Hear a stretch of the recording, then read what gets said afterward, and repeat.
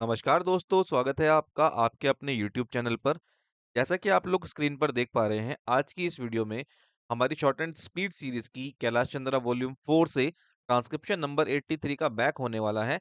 Dictation start करने से पहले मैं आप लोगों को कुछ इंपॉर्टेंट बातें बताना चाहता हूं कि किस तरीके से आप इस डिक्टेशन का सही इस्तेमाल कर सकते हैं, किस तरीके से आप इसका यूज़ करेंगे जिससे ज़्यादा से ज़्यादा इसका आउटपुट आपको मिले और आपकी स्पीड और एक्यूरेसी पर ये आपकी हेल्प करे। देखिए 400 वर्ड की आप प्रैक्टिस करके आएँगे जो 83 का बैक है।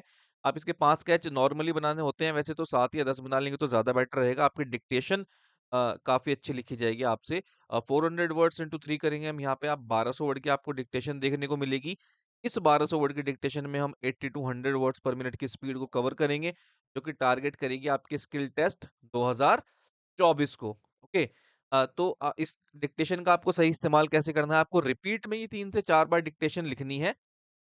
जो कि आपके 40 से 50 मिनट हो जाते हैं। अगर ज़्यादा लिख सकते हैं आप तो अच्छी बात है।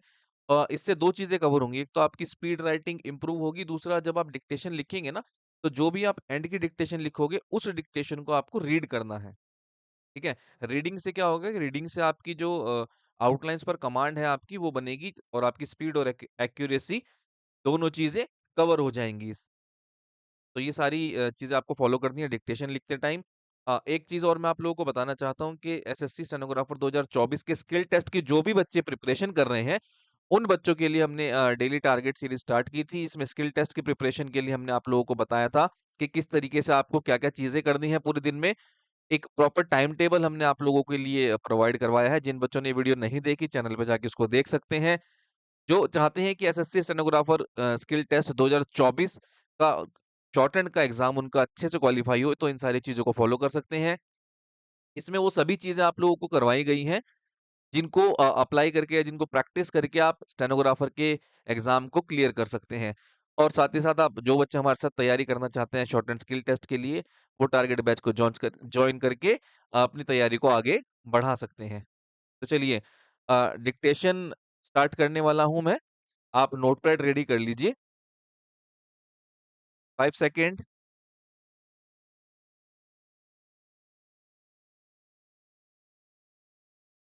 We are in a position to say all the more because if the case for the government was so foolproof, Dr.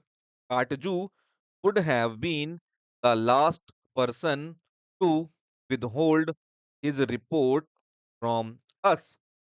I think that something is wrong in the reports, and maybe the members of this house, having looked at the reports, would have discovered certain facts which do not go to justify the case that the government has sought to make out in support of the proclamation.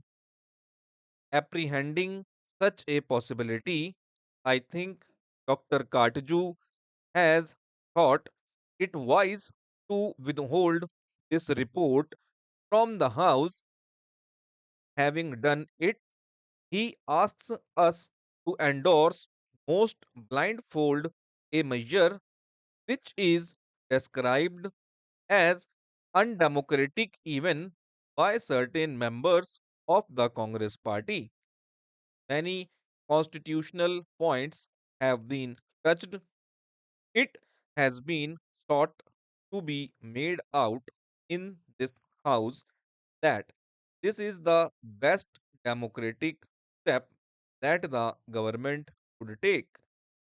We say this is not at all a democratic setup step which has been taken. We are supposed to have a parliamentary system. We must have our own conventions. We have got our own constitution, but we are told time and again in this house and in the other house that there are the British constitution and their parliamentary practice which one should imitate. Now imagine a situation of this sort in England. Would the Crown have taken such a measure at all if a certain party had been voted out of office by the opposition? I think in a comparable situation there, the king would have inevitably called the leader of the opposition to explore the possibilities of forming a government. Without doing it, he would have never taken recourse to extraordinary measures like this. If this method had been resorted to in the United Kingdom, a serious constitutional crisis affecting not merely the internal politics of the parliament but the political life outside would have ensued. In France, for instance, there are many parties. No party by itself enjoys an absolute or a comfortable majority. What happens there?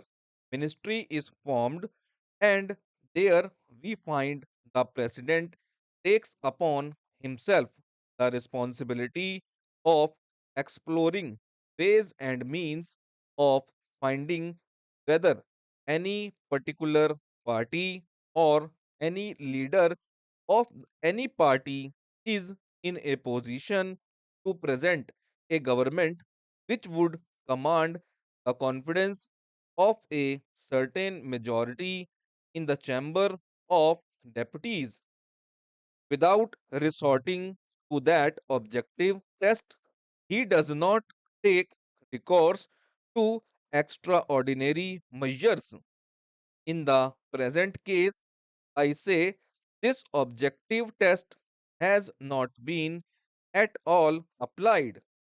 One may or may not have certain feelings. We are in a position to say all the more because if the case for the government was so foolproof, Dr. Katju would have been the last person to withhold his report from us. I think that something is wrong in the reports, and maybe the members of this house, having looked at the reports, would have discovered certain facts which do not go to justify the case that the government has sought to make out in support of the proclamation. Apprehending such a possibility, I think Dr. Katju has thought it wise to withhold this report from the House. Having done it, he asks us to endorse most blindfold a measure which is described as undemocratic even by certain members of the Congress party. Many constitutional points have been touched. It has been sought to be made out in this House that this is the best democratic step that the government could take. We say this is not at all a democratic step which has been taken. We are supposed to have a parliamentary system. We must have our own conventions. We have got our own constitution, but we are told time and again in this house and in the other house that there are the British constitution and their parliamentary practice which one should imitate. Now imagine a situation of this sort in England. Would the crown have taken such a measure at all if a certain party had been voted out of office by the opposition? I think in a comparable situation, there the king would have inevitably called the leader of the opposition to explore the possibilities of forming a government. Without doing it, he would have never taken recourse to extraordinary measures like this. If this method had been resorted to in the United Kingdom, a serious constitutional crisis affecting not merely the internal politics of the parliament but the political life outside would have ensued. In France, for instance, there are many parties. No party by itself enjoys an absolute or a comfortable majority. What happens there? Ministry is formed, and there we find the president takes upon himself the responsibility of exploring ways and means of finding whether any particular party or any leader of any party is in a position to present a government which would command the confidence of a certain majority in the Chamber of Deputies. Without resorting to that objective test, he does not take recourse to extraordinary measures. In the present case, I say this objective test has not been at all applied. One may or may not have certain feelings. We are in a position to say all the more because if the case for the government was so foolproof, Dr. Katju would have been the last person to withhold his report from us. I think that something is wrong in the reports, and maybe the members of this house, having looked at the reports, would have discovered certain facts which do not go to justify the case that the government has sought to make out in support of the proclamation. Apprehending such a possibility, I think Dr. Katju has thought it wise to withhold this report from the House. Having done it, he asks us to endorse most blindfold a measure which is described as undemocratic even by certain members of the Congress party. Many constitutional points have been touched. It has been sought to be made out in this House that this is the best democratic step that the government could take. We say this is not at all a democratic setup step which has been taken. We are supposed to have a parliamentary system. We must have our own conventions. We have got our own constitution, but we are told time and again in this house and in the other house that there are the British constitution and their parliamentary practice which one should imitate. Now imagine a situation of this sort in England. Would the Crown have taken such a measure at all if a certain party had been voted out of office by the opposition? I think in a comparable situation, there the king would have inevitably called the leader of the opposition to explore the possibilities of forming a government. Without doing it, he would have never taken recourse to extraordinary measures like this. If this method had been resorted to in the United Kingdom, a serious constitutional crisis affecting not merely the internal politics of the parliament but the political life outside would have ensued. In France, for instance, there are many parties. No party by itself enjoys an absolute or a comfortable majority.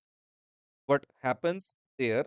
Ministry is formed, and there we find the president takes upon himself the responsibility of exploring ways and means of finding whether any particular party or any leader of any party is in a position to present a government which would command the confidence of a certain majority in the Chamber of Deputies. Without resorting to that objective test, he does not take recourse to extraordinary measures. In the present case, I say this objective test has not been at all applied. One may or may not have certain feelings